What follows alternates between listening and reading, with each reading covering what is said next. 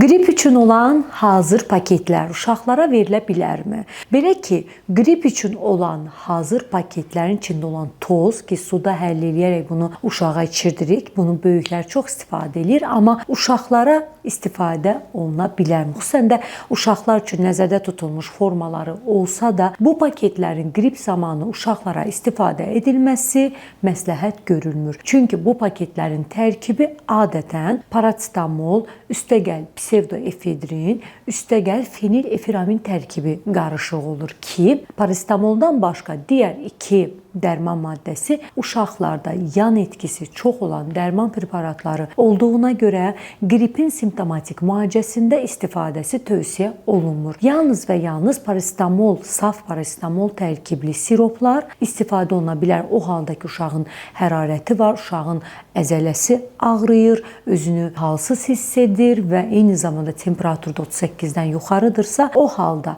ancaq və ancaq parasetamol tərkibli siroplardan istifadə etmək olar. Amma qrip üçün nəzərdə tutulmuş paketlərin uşaq yaş qrupunda 6-7 yaşdan aşağı, xüsusilə də uşaqlarda istifadəsi tövsiyə olunmur.